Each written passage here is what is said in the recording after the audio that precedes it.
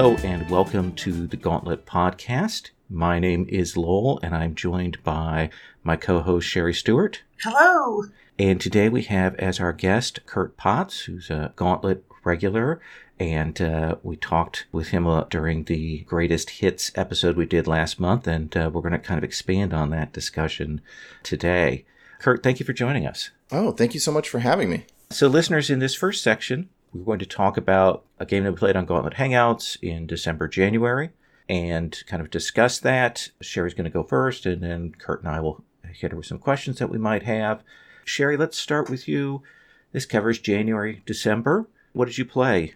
I had a light couple of months, but they were a quality couple of months. So off Gauntlet, played our face-to-face groups, Trail of Cthulhu, Scum and Villainy, our homebrew action card game of the Ocean City interface. We played Monster of the Week, and we played 13th Age. Lots of good sessions there. On Gauntlet, been playing in a series of masks that's going to ramp up into Power Without Doubt, the new version of Project Lycra, which is a continuation of masks as adult supers, but that's for later discussion. Then I also played Legacy. Again, can't get enough Legacy. And Take My Revolution and Have a Familiar Ring. Those last two games are both Sword Queen games by Jamila Najati. And so which do you want to talk about today? I have to talk about Take My Revolution. It's a Sword Queen game, as I mentioned. It's by Jamila Najati. And it's a story game that has distilled the essence of the anime series Revolutionary Girl Utena into a wonderful play experience. Revolutionary Girl Utena was sort of it was like 20 years ago that we watched it the first time, and it blew my mind. Totally blew my mind. And the game that Jamila has made captures its essence so well. What she's created is a story game with card mechanics and scene setting, and it's just this brilliant distillation of the imagery, the emotional beats, the types of personalities, and the tensions of the series with a sort of culmination that's inevitable, and it traces the same path as the series, but at no point does it make any direct reference to the characters, the setting, except for some of the names of the scenes. It is just Jamila must know the series so well, so intensely, because they've captured that essence so that when I went back to watch the series, I understood it better. It was just a revelation to me of what was going on. Mm-hmm. So what worked for me in this game was that calling the scene is called choosing a game, and that absolutely conveys the tension of those scenes. That there's a sort of the people in the scene are trying to come out with some advantage from what's going on. Some of the games that they created were called Rising Tensions in an Elevator. Perfect if you know the series. A Conversation Over Food, Meeting Sword to Sword, Stealing Time Together, Duel with Swords and Hearts. If you know the show, you can picture the scenes that these refer to. And if you don't know the show, in the game text itself will guide you to the scenes that might have been in the show. Can you talk about what is the structure of this play and these games? So you create your character, and then you build the school. And the school has to be a thing where it's an elite academy and you have a role in it. The characters are one of three sets of people. You're either in the student council, you're a nobody, or you're a mystic. Mystic means that you kind of are in touch with the supernatural nature of the school. From there, when you choose a game, so you go in rounds, each person takes a turn, and they choose one of these games. And the game text gives you essentially what the basics of the scene are. There may be some questions that the people involved in the scene ask or answer. And then you play out it's like a small mini game, small story mini game. But they're all trying to come away with like one relevant moment of someone has won something or learned something critical that culminates Does that answer your question? Yeah. So, and it is a real-time thing with the players working that out and cutting that scene when someone has gotten an advantage. That's pretty much it. It works surprisingly well, and it feels like the show in that sense. I think I was struck where I know that 2 of the people in the game knew the series, the other 2 not as much, but the scenes definitely felt like they had that cohesiveness and that sense of building that you would be looking for. So that worked for me. I was amazed that it was able to do it. And because Jamila has captured that emotional sense of things and the structure of the scenes and their purpose, it does create that feeling of the series without being the series. You're not playing the series. You're creating a new version with those same tensions and same dreamlike quality and fairy tale metaphors in some ways. Kurt, do you know the series at all? No, I'm not familiar with the series, but now I'm really intrigued, and I want to go back and check it out. It's like after Sailor Moon. This is a series that was done by some of those creators, is my understanding, and it is wild. It is metaphorical and dreamlike, and there are just 2 seasons of it. When we watched it 20 years ago, I've said this to some people already, we're like, oh, well, that's cute. It has a little bit of lesbian subtext to it, And we went to rewatch it and like, nope, that's text.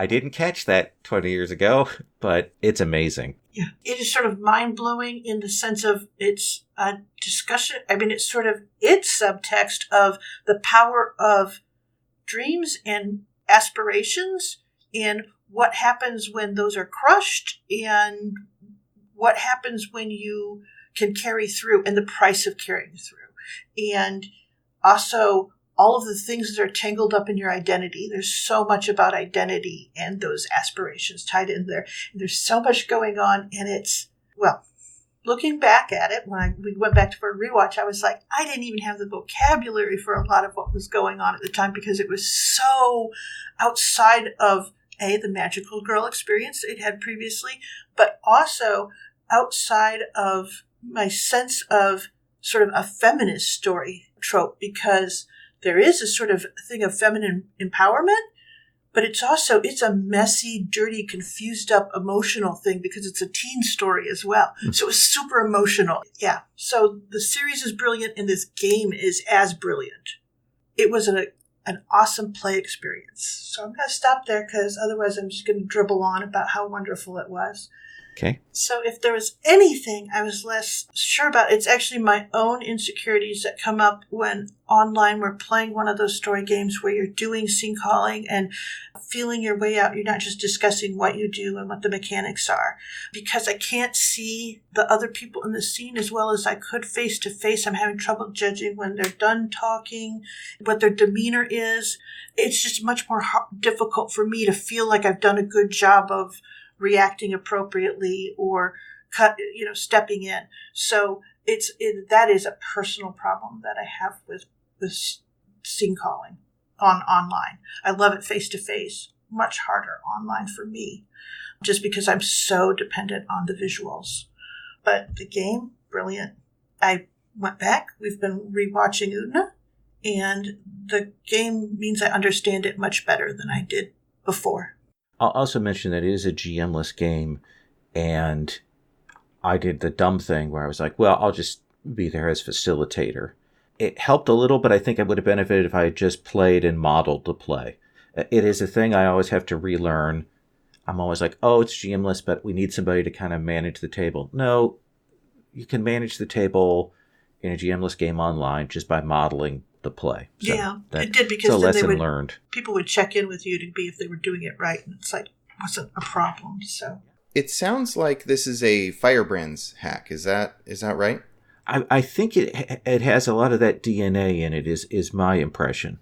It has card mechanics, so if that's part of Firebrand, because it culminates in a final scene with those cards, where almost like the game from Seven Wonders. That is about the night before the final battle. Before the storm? Before the storm. where you actually play the cards to see who ascends at the end of this game, and the other roles and what happens and things. And you've actually got a hand of cards. You have to choose what to play that you've accumulated throughout. So I don't know if Firebrands has that.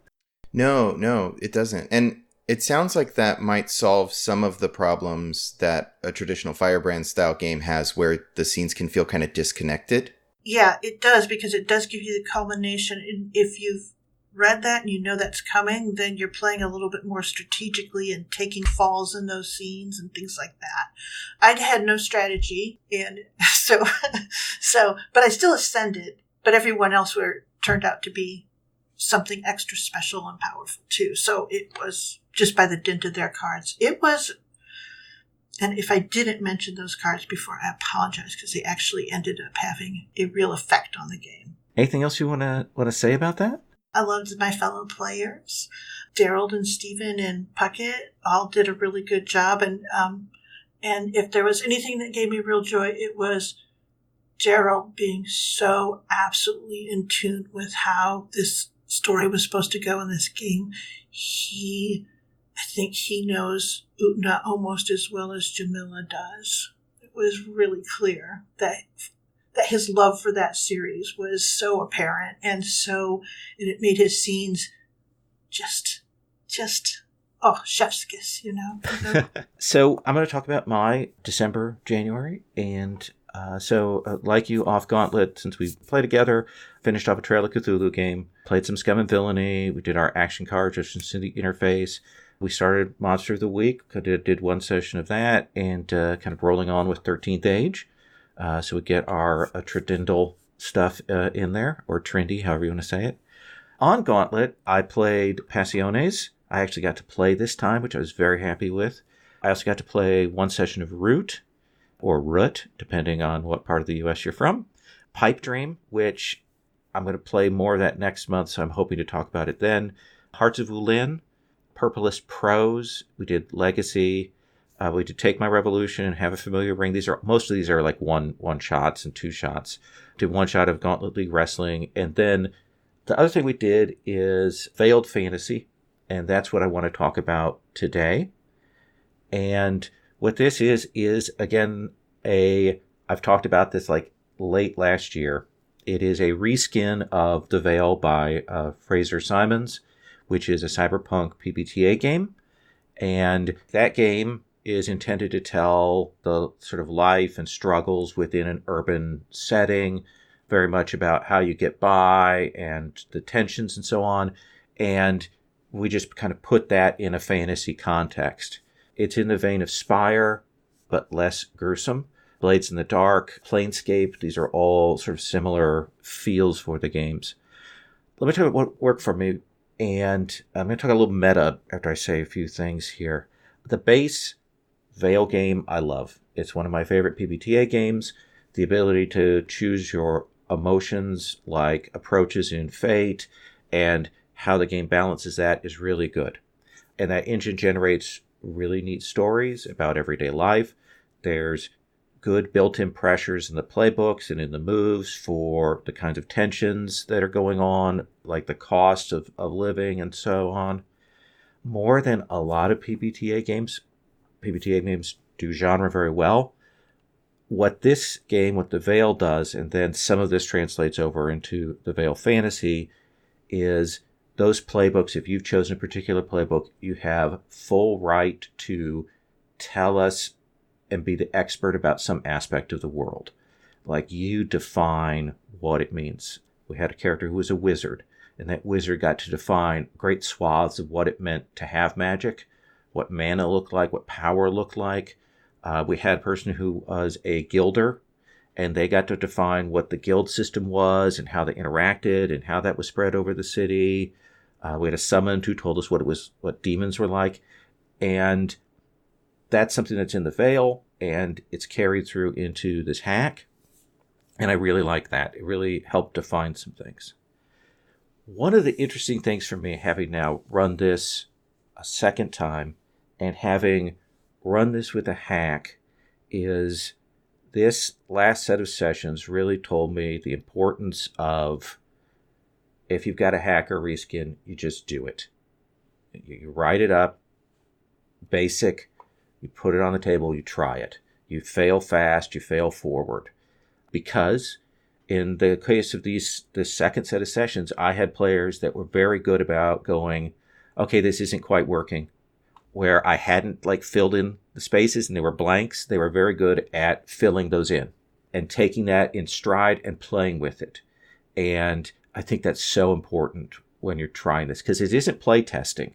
It's just playing and kind of seeing what happens. And you've got to get in that mode. And when you have a set of players that are willing to go, oh yeah, that makes sense, let's continue with that. Or, oh, let me kind of frame up what the magic is going to look like in the case of this then.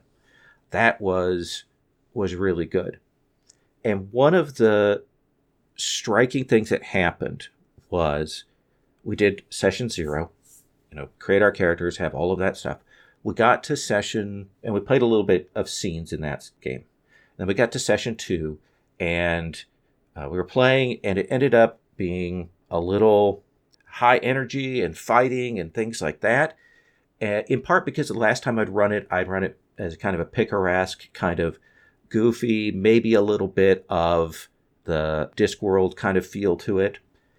And we got to the end of that second session, and I did my Stars and Wishes, and the players were like, this is good, we're really enjoying ourselves, and all of them were like, we'd like to pull this down to a little more grounded level.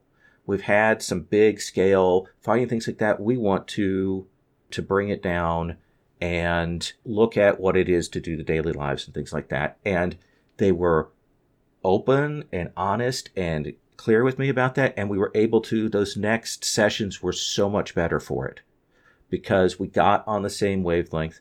It was more than just a tone discussion.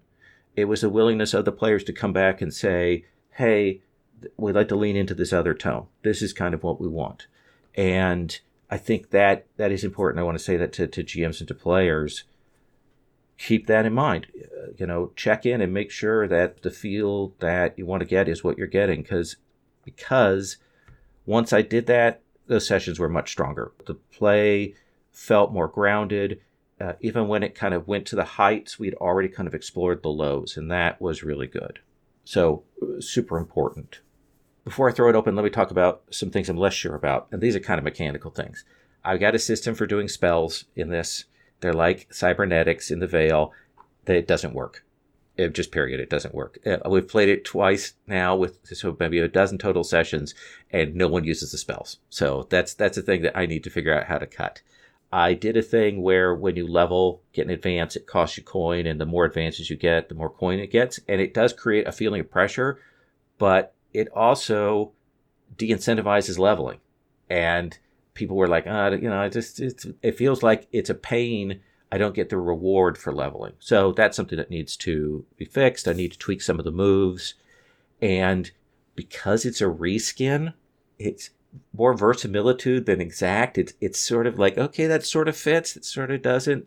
And so I really need to go through and tune some of the playbooks to make them actually fit. And there are some roles that from fantasy literature, there's no adventurer role, which is be a classic kind of down on their luck adventurer. So I need to create a playbook for that and redo it. So there's some things that need to do. You can reskin stuff, but eventually, after you've played it for a while, you're going to need to get down into the nuts and bolts. So questions, things you want to say about that? So I was in your picaresque game. What was the grounded game? What were they dealing in that was different than what we did? There was a little more of their daily lives. Like, we're out of money. We need to stop and we need to do a job. We need to gig or something to get that to happen, to be able to move forward. And there was more of the world was kind of had some issues that were going on, some meta issues that weren't like, oh, and then it's going to destroy the city, but more like, it looks like the person who's in charge of the city is dying, and that's going to create some problems, and we've got to figure out who's going to have power, and that's creating some riots and politics and things like that, like real on-the-ground level choices for those middle sessions that rolled into other things. And of course, Fraser was in it, so of course there were some wild hijinks and big scale magic, Yes. especially towards the end. Exactly. There had to be a halo jump. Yeah. Something. Kurt, have you played The Veil? I have played Veil 2020, or his Cyberpunk 2020 version of The Veil, and I think I've read The Veil, a good chunk of it. It's actually one of the big inspirations for a game I'm working on, which I'll talk about later. Okay. But I'm curious, is your Veiled fantasy, is it the Veiled chassis in a typical fantasy world, or is it like trying to make Shadowrun in the Veil? No, it's the Veiled chassis in a high fantasy world. Oh, okay. Yeah, so it is very much more sort of planescape, and there's a dragon. How do we move it along? That kind of thing. So more Terry Pratchett, I think, in that sense. Gotcha. So, like you said, there were you had some issues where they didn't touch the spells. Did you write out spell lists and they just weren't interested in them, or? So what I did was I was like, okay, we want a magic system that's got some flavor to it. So in the regular Veil, you have cybernetics and they have tags, and you can get those, and they're not moves, they're just things that add. And so what I did was I did the equivalent, but with spells like you have web or hold portal or whatever. And if you have them, you can use them to define the fiction. Like, okay, I can do this because I have hold portal, or I can do this because I have web. But because I run pretty open, and because the players were running pretty open, we never needed to get down into those specifics. And I love them, and I wrote up all these little lists, and they're very excited, but I know that they need to die in this next iteration. That is a constant struggle for me in every game I work on, because I want that open freeform magic, but then I also want to write a bunch of really cool, neat spells for them to have, and they are diametrically opposed. Yes. Absolutely. It takes me a while to finally come around and realize that I've got to cut that. We had that same problem with Changeling, the Lost, our hack. There's a lot that's been cut from that I was at the start. Well, we need to have this and this and this to simulate it. This flavor, this bit. Yep, absolutely. It's the thing to go. If you just build a completely generic structure for something, it seems kind of boring, and players don't engage with it. And if you have a bunch of hyper-specific stuff, people are like, well, I have this concept of what's going on, so I'm concerned with that, not with your hyper-specific list of things. So, yeah, there is no perfect system for magic. Overall, I like it. I'm still enjoying this game. I'm going to come back and I'm going to do another rewrite, another iteration. I will probably run it again later on this year, or maybe next year, depending on what goes on. But I was digging it. How did the emotions as approaches work how did they differ in the fantasy version versus the Veil? Did they function basically the same? Were the characters trying to hit different emotions because it's a fantasy setting? Functioning, actually, I just used it straight. It's exact same system that Veil uses. Because we played for a long term, we kind of hit some of those emotional spikes. And like we had the Summoned, a playbook, which I can't remember what it's originally in the Veil, but the player did that as a demon and said that demons were based on emotions. And so really tied that in then to the logic of the emotional stuff. It was good. Yeah, I didn't have to do much in the way of changes. Players were able to roll the fiction into it, and it really works. All right, listeners, we're going to move on to our next segment.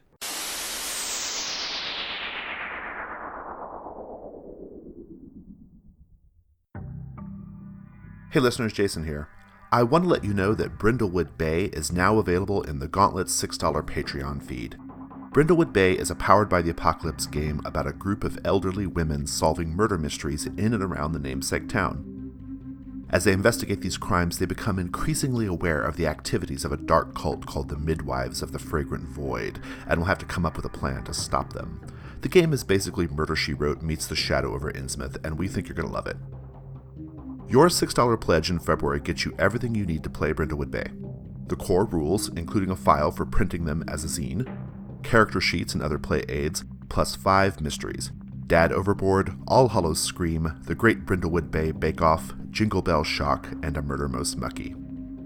So head over to patreon.com/gauntlet and make a $6 pledge to get Brindlewood Bay. Keep your pledge active, and you'll also get new issues of our magazine Codex every month. Thanks. In this segment, we're going to kind of combine talking about a play session on the Gauntlet with our guest talking about a project that they've worked on. And Kurt, you've been on a podcast or on a pod stream before, right? What was that podcast? So I used to do the Pixel Scandal Nerdcast with a few friends. We went for a little over a year, had about 60 episodes. Oh, wow. Yeah, it was a really fun project, but ultimately it turned out that we were still a friend group more than we were a podcast network, and we decided to sunset it, in favor of keeping the friendships.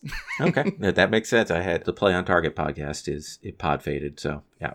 Yeah. So tell us, we got the taste of a project before, so I want to give you the chance to really dig in and talk to us about this game. Sure, yeah. So the game is called Lighthearted. It is a game of magical 80s self-discovery. It's co-written by my wife and myself. Really, the focus of the game is we wanted a way to revisit the coming-of-age stories of 80s films without all of the problematic content that exists in 80s films. Because if I just sit down at a table and say, let's play a Back to the Future game, or let's play Bill and Ted, there's a lot of stuff in there that I want to make sure, hey, that's not part of this world. So Lighthearted exists in an alternate reality that is like the 80s turned up to 11, where it's, that Gem and the Holograms, weird science type of setting, right? So you play college kids, because one of the other issues that I have with games where you revisit those coming of age stories is if you want to do romance and you're teens, it always feels a little squicky to me. And so the characters in this game are college age. They just started community college. And we really take a look at how they are growing out of the cliques that they had to sort of hold on to through high school. So your character will be something like a jock, a geek, a rebel, a prep, or an outcast. But in college, that kind of means something different because you're not really forced into those cliques as much as you would have been in high school. But as a freshman in college, you haven't let go of all the ways you learn to deal with people yet. So the game really wants you to struggle with, do I lean on society's expectations for me? Do I lean into being a prep to get what I want right now? Or do I try to grow as a person and maybe get some XP or some other benefit that's going to push my character forward into a more self-actualized person? That's a good summary of It's freshman good year overview, in college. yes. Yeah. So. I mean, there are parts of it that are a little autobiographical, right? I definitely, when I first started working on this, and my wife is also a marriage and family therapist, so I draw on my own personal experience of trying to learn how to get out of the cliquish high school and into becoming a real person. And then I rely a lot on my wife's experience as a therapist to sort of, and someone who focused on child development and who works with teens on how that transition takes place. Cool. I remember first year freshman, that transition is very, very there. I left high school early and I came in mid-semester into college, and that was an experience that, yes, it got me an extra semester of college, but it was really, really weird. Yeah, it can be real bizarre when when you're the young kid in a college setting. So that's sort of the first two pillars of the game. The 80s genre emulation, that basically it's a John Hughes movie. And then the coming of age story is that second pillar. The third is that this is a world filled with magic. I would say that it sounds like too many things when you try to describe it, but they're all really well linked in the way that the game functions. But so the way that the magic works in this world is it's more of a fantasy setting. There's fantasy religions mixed with mall culture, mixed with Fae and Lightborn and Darkspawn, which is what they're called in this game. And there's this sort of like cosmic struggle between the light and the darkness. But what it really means to your characters is this is a modern world that is rediscovering magic that came back to our world when we split the atom in the 40s. So now you take thaumaturgy class at community college because you're going to need it for work. Anyone in this world has access to magic. They can take light and turn it into energy and create spell effects with that. but it's kind of difficult. And so if you aren't the type of person who would have paid attention in chemistry class, you probably aren't very good at magic in this world. So it has this weird sort of, there's a mundanity to it that I find really charming.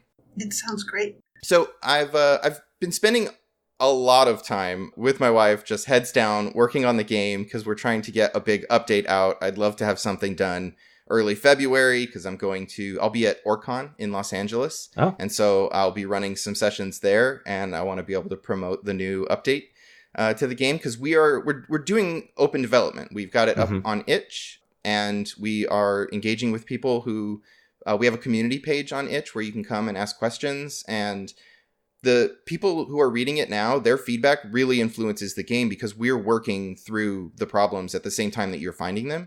And so we really appreciate all of our early players and anyone who has feedback or can give us play experience. It really helps sort of focus the way that the game develops. But yeah, so we've been pretty heads down lately. And so my gaming schedule has been a bit light in that I'm only playing Lighthearted on the Gauntlet. So I ran one session of Lighthearted in December. I was able to play in some off-Gauntlet games. I did end up playing Pathfinder 2e, which is, it's still Pathfinder, but it's got some stuff there. So if you like Pathfinder, you'll like this. I got to play a game I'm working on called All That Glitters, which is a hack of Vast and Starlit that maybe I'll be able to come back some other time and talk about that because it's real cute and it's about gnomes. I got to play a playtest of Great American Witch. We did our session 0. So that is Christopher Gray's Great American novel. He's working on a Great American Witch version of the game. And it's real early, but it sounds super cool. You all play witches. And then I'm in a long-running Blades game. So those are kind of the things that have been taking up my December and January. But I really want to talk about the Lighthearted game that I got to run on the Gauntlet. So we kind of talked about what Lighthearted is. Usually when I run a one-shot, I'll take an 80s film and I'll try to deconstruct it and pull parts out for the plot of the session. In this one, we had the characters in the game all have a bond who's like an NPC that they create. Basically a way for me to talk to you in a one-shot. And their bond had just come back from a semester abroad and came back with this cute little lightborn creature who's kind of like a fairy. We ended up calling it a boggart, but basically it was just so I didn't have to call it Gizmo and give away the ghost too early. Right. But the other thing that I really wanted to try to hit with this that I'll cover in what didn't work, it's a fantasy setting. So it's an alternate reality. And I wanted to try to explore what it would be like to have holidays in this fantasy world. Because it's end of year, what kind of holidays would they have? And so I had this whole plan that didn't kind of come together. But the gremlin it was really into traditions. So if you, or routines. So if you gave it a routine, it would do it on every day. It knows when you're supposed to brush your teeth. It knows when it's time to clean up the living room. It's really big on routines. And the only word it would say was tradition. So I tried to give them some hints that hey, if you introduce a tradition, the thing will be really, it'll really care about it. And so I was hoping that I could use this to get the players to try to come up with some holiday traditions that they could then, introduce to this little gremlin. That didn't quite happen, but we'll talk about how that went wrong. Okay. So what worked? What did work? Yeah. So what worked in the game? The way that the mechanics function, and I'm going to tie this back to play, is whenever you want to do something, you roll a trait and an emotion die. The dice work kind of if you're familiar with Savage Worlds, they work like that. You roll 2 dice and keep one of the better. It's a roll and keep situation. But because you're choosing an emotion, and the die you roll for your emotion depends on what your current emotion is and how far away from it is on this rainbow spectrum. So every emotion is tied to a color, and it's on this rainbow spectrum that you move back and forth on throughout the game. So I really enjoyed how much color, emotion, and magic are tied together in this setting. It was really interesting to watch the players try to choose emotions that would lean them towards the thing that would give them a benefit later. Because anytime you roll a die on the emotion spectrum, you move your current emotion a little bit further down the thing. So if you know, oh, well, later on there might be a fight, I need to get closer to red for some fire magic, you're going to start getting more and more heated. And so you're portraying a more wrathful character trying to get there, which is kind of an interesting way that it comes out in the play. It's been really great watching people engage with that and sort of embody the emotions that they want their character to have to get to something that they need later. That always works well. Something else that I really enjoy with the game, and something that I'm really pleased to just steal straight from all PBTA games, is the graded success mechanic. So it has the, fail, success with complication, success, and great success, and then terrible failure sort of band of right. possible outcomes when you roll. And I just love watching watching that move the story forward. There was a moment where they had 4 of these gremlins, because anytime you didn't give it something to do or you messed up one of its routines, it would get mad and duplicate. And so, but the new ones were, of course, kind of angry and ugly like the gremlins. And so they had this duffel bag full of gremlins that they were trying to figure out what they were and how much they could sell them for, because they had a renewable resource. And so players are always going to try to figure out how to monetize that. So they've got this duffel bag, and they're trying to meet with a professor at the college who's currently at a baseball game, because we had a jock in the game. So it's we got to bring everything back to sports. So the jock's playing a baseball game. The other characters are trying to find the professor in the stands. And at one point, one of the characters failed really horribly, and or they got that mixed success. And so they tripped over some of the bleachers and were about to fall down the bleachers. And instead of giving them the hard choice, I looked at one of the other players and was like, oh, do you catch them or the bag? And they were like, the bag. And so this person tumbles down the bleachers. But they got the bag. The bag was safe. And so every time they would have a minor failure, something, one of the gremlins would get out. And so they're trying to chase that down. Or the professor gets a little bit oh, well, we have to study these things. We have to protect them and get them into a safe environment. And they're trying to figure out how to fence them. So that wasn't happening. They weren't having that. So it was really neat watching those middle range half successes sort of drive everything forward as things got ratcheted up stakes. And it gave me a great time to, duplicate those little gremlins. Mm-hmm. It's good when the dice play with you as a GM. So yeah. Yeah. Anytime you sit down to play PBTA and you just roll 12 pluses the whole time, it's just a very unsatisfying game for everybody at the table. So those are some of the things that really, really worked with the session. The dice sort of drove everything forward. The emotions really, really worked. Something else that comes up in lighthearted games that I try to push for is I really lean on paint the scene a lot to bring everybody into setting the scene and seeing how things look. Part of the modifications I've made to that is because we're emulating 80s films, I really want to see what song, I want to know what song is playing, and I want to know what color neon is filling this scene. And so I prompt a little bit to make sure that we get enough 80s flair in there. But for the most part, we're throwing it around the room, the table, to see what everyone wants in the scene. But when they're choosing what color is going to be in the scene, because the colors are tied to an emotion, they're deciding what tone the scene is going to be by telling me what colors are present. Oh, that's nice. Nice. Because the colors also allow you to do certain types of magic, different spell effects will be tied to a specific color. If they know, oh, I want to be sneaky in this scene, well, I mean, maybe I need this color. And so they're going to color the scene in the way that's most beneficial to them, to give them the type of magic they want to use, and also to just set the tone, which is really nice. Great. And something I love getting back, because I don't have to ask, well, do we think this is an uptone scene, or do we think this is a down, I don't have to ask jovial or glum. I can just say, is it red or blue? And I know, right? So that's really, those are the things that worked really well. I had some great players, but we got a little bit of a late start.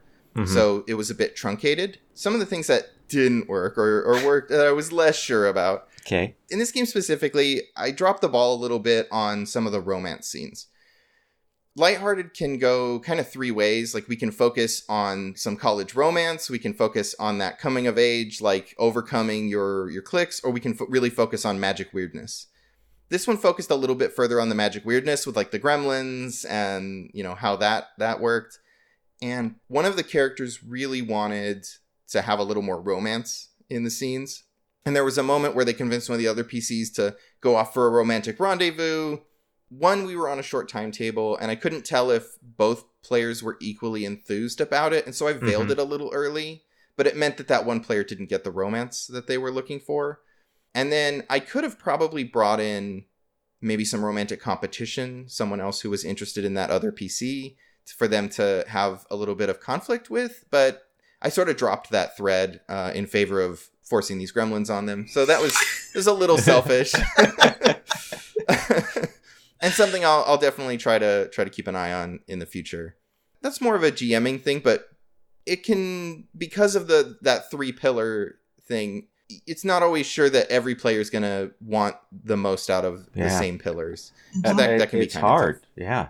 You know, you mentioned playing Blades, and actually I think Blades is a game where, because everybody has these niches about what they want, it can be really hard to coherently put together a job or a scene because people are going in very different directions and very, very different desires what they want out of it. Yeah, I could definitely benefit. And I've been running a lot of one-shots, but I feel like this would fix itself over a longer campaign because I would get those end of session, what would you like to see next session conversations, like you mentioned. It would really help to get the players buy-in. And I think Lighthearted is just built for a longer campaign, because the other thing is, there's not a lot of incentive to get XP in a one-shot. Mm-hmm. Yeah. And so the conflict between, do I choose the short-term reward or the long-term reward? I mean, you always want the short-term reward in a one-shot because you're driving it like a stolen car. You're just going to lean into the short-term reward. Can I ask, so you've been very concrete about saying these are the 3 pillars of Lighthearted. When you do the start of session tone discussion, do you say these are the 3 pillars? Do you have them prioritize those? I usually set them up and say, hey, these are the 3 pillars of the game. Which one do we want to focus on this session? Do we want to have a this, a this, a this? Usually everyone's like, well, a little bit of everything would be great, yeah. Which is super helpful and the most useful feedback you can get. But as much as I appreciate that response, it doesn't really help focus the session all that much. One of the best sessions that I ran of Lighthearted, I think, is when they said they really wanted to focus in on the magic weirdness. And we had some pixies were being animal tested on for makeup. And so they had to rescue a family of pixies from the mall because they were being, in like some animal testing lab in the back. That one went really well. We focused, and there was like a dark mage who was doing it all. And that really helped laser focus the session. But I do find that everyone's just like, well, a general mix. So I think maybe if I just put them out and said, write a 1, 2, and a 3 on each of these, and then we'll just get the tables. We'll see what everybody feels. I think it's a good idea, yeah. No, Lowell's tried that voting thing, and we've come up like tied across the board on it. So that's... I have. Yes. I was with a campaign proposal, and I managed to get like the 5 of the things were all the same number by the end. I was like, didn't help at all. You said that you had some issues with this traditions theme that you tried to work with here.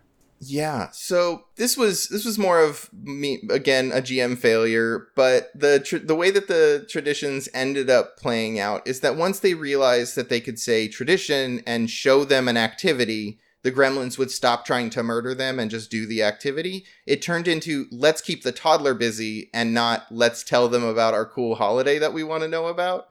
So it was, all the traditions were like, well, you have to roll the holiday ball at the wall 7 times. And it was like, no, okay. I mean, that was the fear when I came up with this idea that you would lead in on that, but that's okay.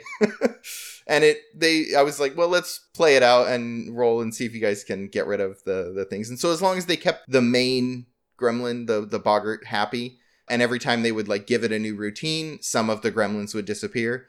So we ended up having like all these sort of toddler games that they used to keep the gremlin busy. Instead of like, I don't know, taking it caroling or that kind of thing, which was what I was kind of hoping might happen, but that's kind of tough to force onto a group of players. So let me ask you, where do you want to go with Lighthearted? What's your next step? What are you going to be editing for? What are you going to be aiming towards? You talked about getting some crowdsource things. So how has it evolved here?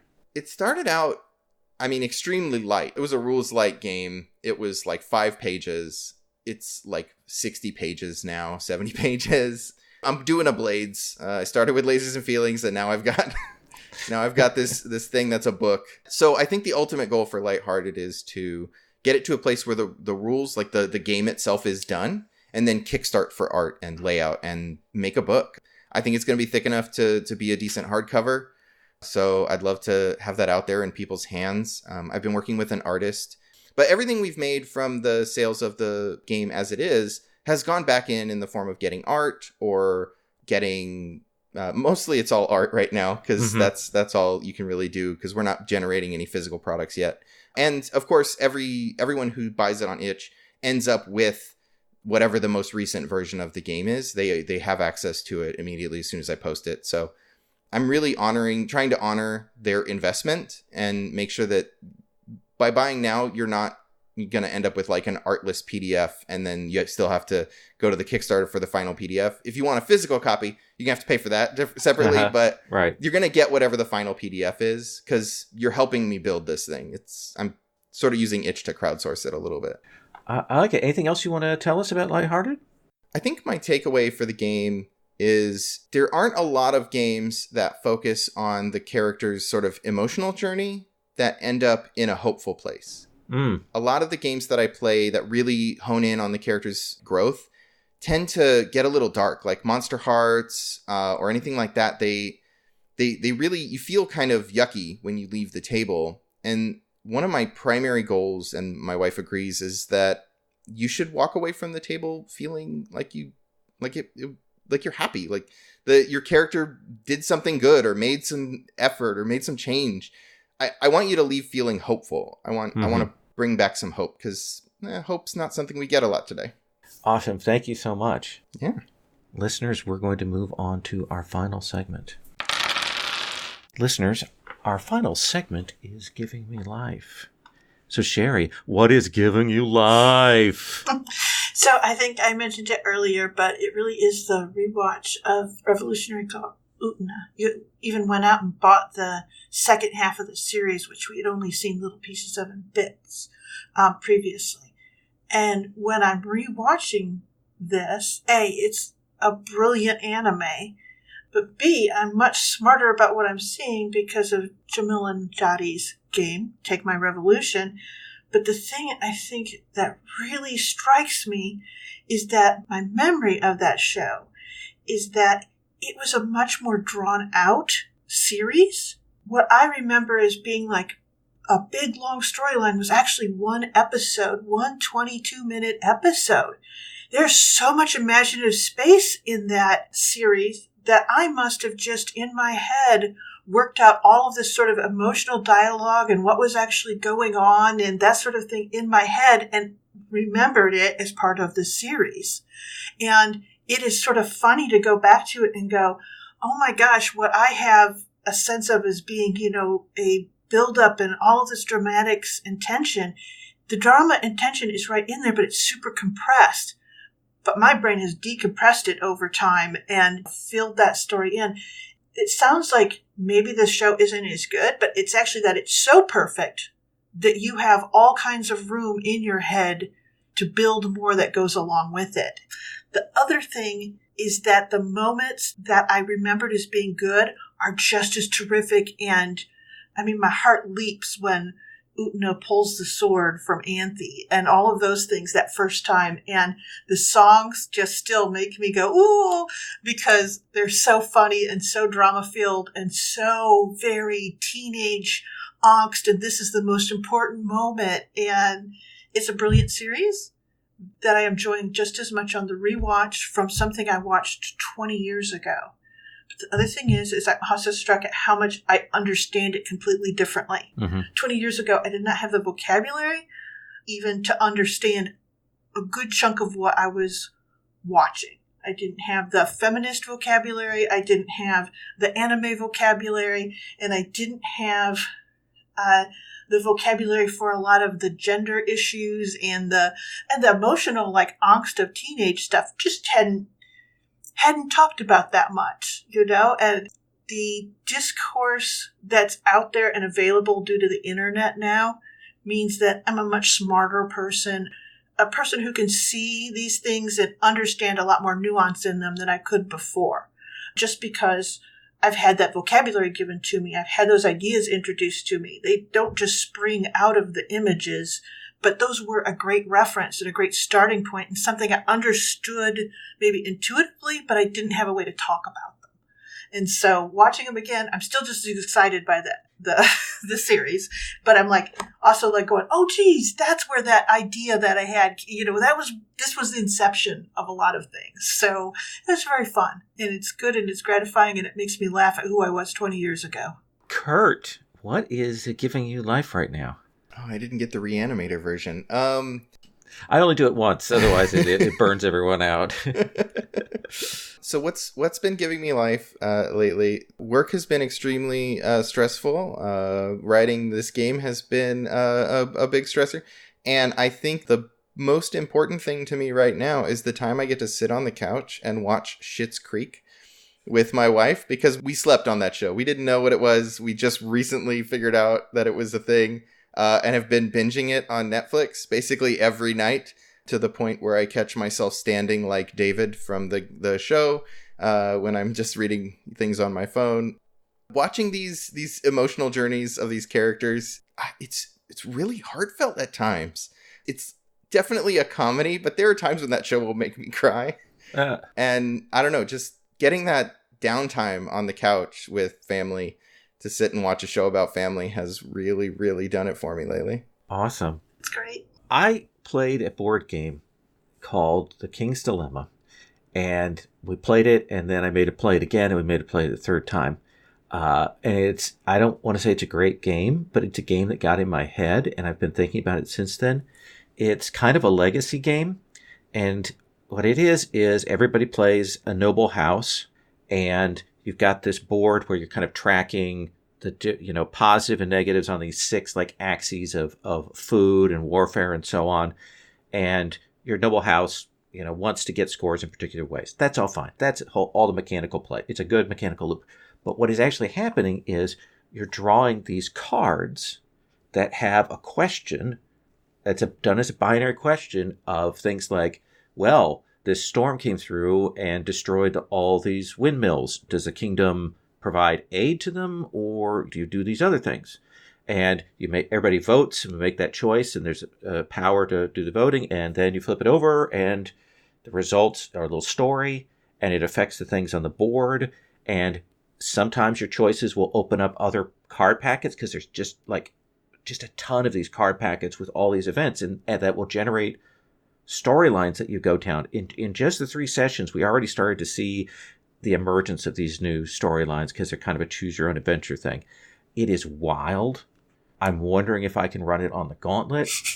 It's very interesting. It's problematic as F in a couple of the spaces for some of the choices, because it's about medieval things, medieval fantasy stuff. But it is a game that I think about like a lot, and I really want to go back and play it some more to see if it lives up to that. And this model of how this gameplay loop works is really exciting for other board games. Like, I can see doing a lot of other interesting high-level stories with it. So that is what's giving me life.